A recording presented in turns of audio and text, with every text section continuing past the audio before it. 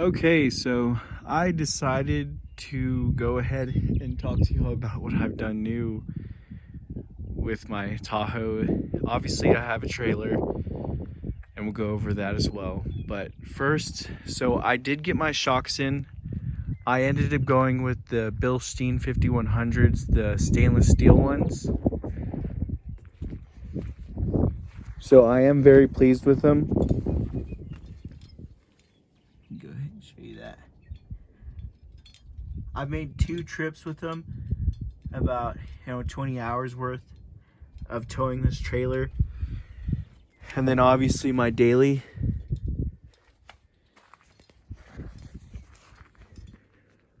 I'm really pleased with them.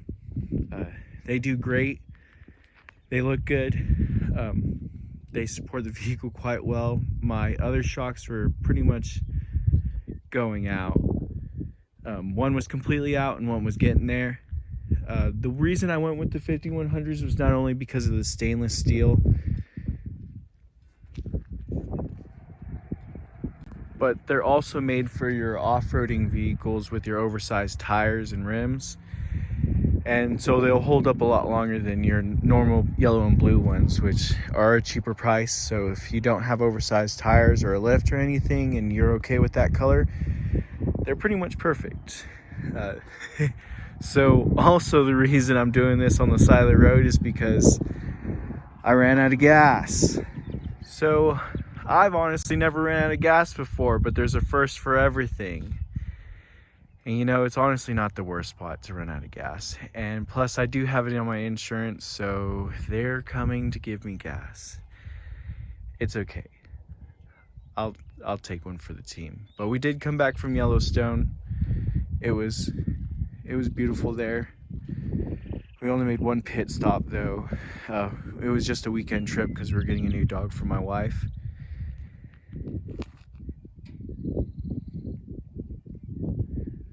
But a funny story to go with the shocks is I actually used a forklift to pick up my rock sliders just so I can get them in there, because I came in obviously on a Friday at the end of the day and I was being impatient and I wanted them in. So I went ahead and did that, and for the most part they turned out great. They're definitely never coming out, especially one side, but this side in particular, the bolt was not going through the bottom portion of the shock, and it's supposed to just slip through, but it might have been in an awkward angle. I'm not too sure, maybe because I used the forklift, who knows. But it was not pulling the bolt through, and I assumed that the nut might do that, but I guess it didn't. So what happened was my bolt ended up getting seized inside of my shock, so it's technically welded in there, so it's never coming out, that's for sure.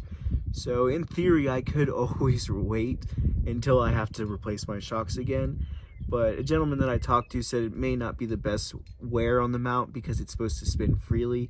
It may prematurely wear it, so we'll see. Once my struts come in for the front of the Tahoe, which have not come in yet because I know we're all dealing with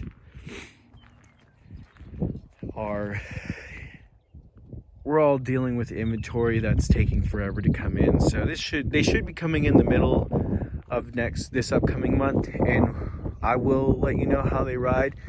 I'm very excited for them, not only for the look, but just to get a better ride. Obviously I'll be towing a lot with this new bad boy.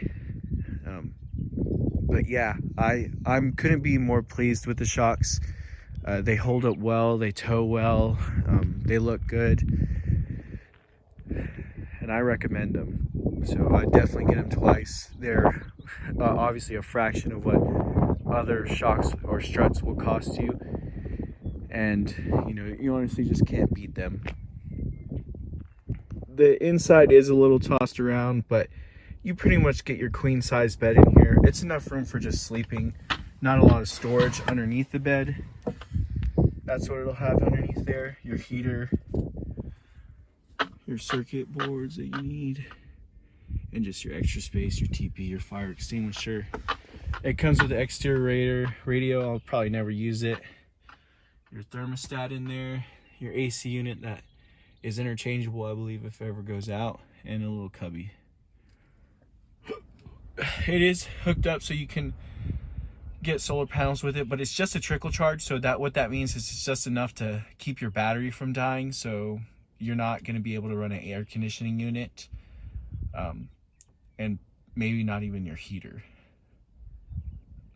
for very long, unless you have a lot of sun. But you definitely won't be able to run that AC unit with what the trickle charge provides with that solar panel that is available for it.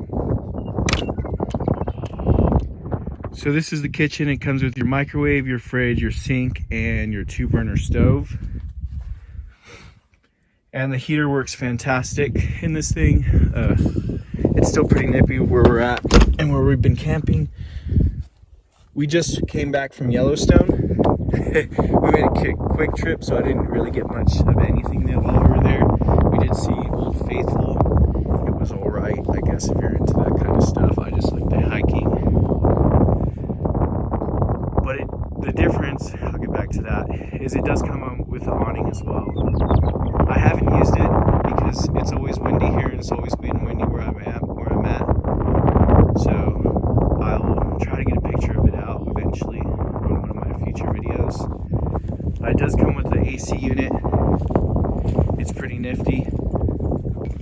I haven't used it yet because it is still cold here.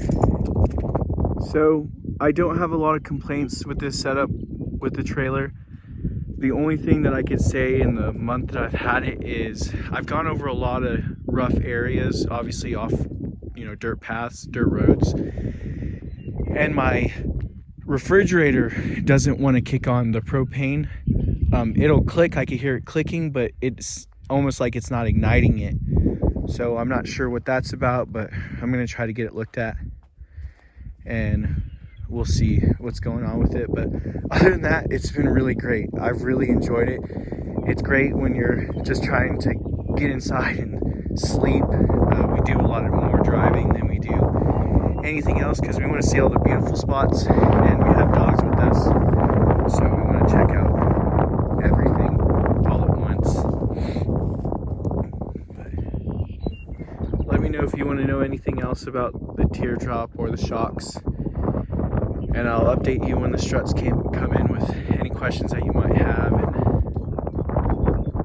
y'all have a beautiful rest of the day.